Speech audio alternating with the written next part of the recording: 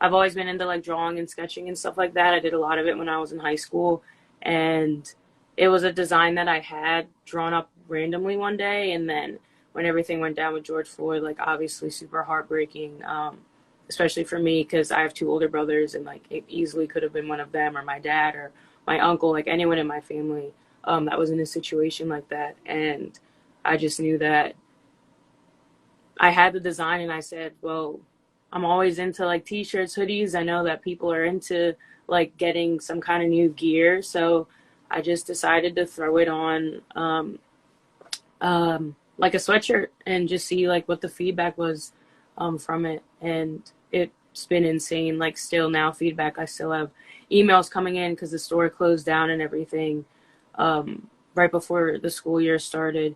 But it was really awesome to see like so many teams like wanting to make some kind of change and wanting to be involved. And even just having something as simple as a t-shirt, like whether it's a part of your uniform or not, like if you're putting it on, you're obviously standing for something and you're making it clear what you're standing for. So it's been really cool to see that and see so many people, whether it's coaching staff on my team or other teams that are like trying to really make a change and just make people more aware of what's going on. And being an athlete, like we have a special voice here. So it's been super special to see that for sure. And just working with the Committee on Mutual Respect and also SAC just to figure out a way to just have more conversations, have just making things more normal, if that makes sense. Like making it a part of our daily conversations, whether it's like you're grabbing coffee with a coach or walking to practice with your teammates, like things like that.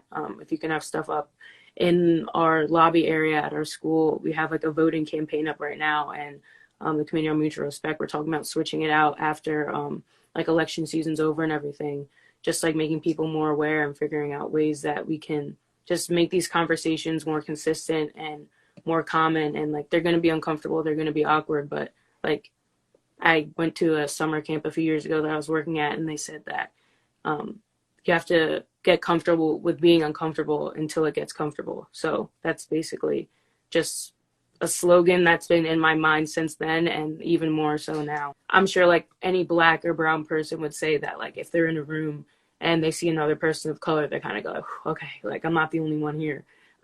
It's just kind of that like calming feeling. It's just like, okay, I'm not alone. So like diversity is something that's super huge.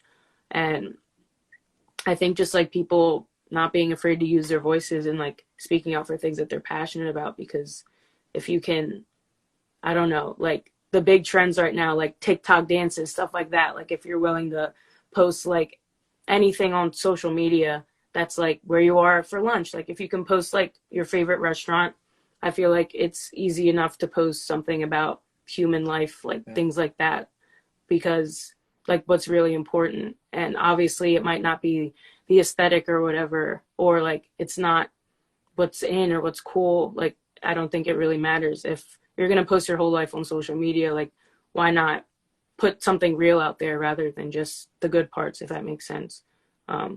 But yeah, I think that's something huge, just like diversity and people not being afraid to use their voices, especially being an athlete. We have this special platform, and when you see someone saying or doing something, like you never know like what your actions can do and inspire other people to want to do.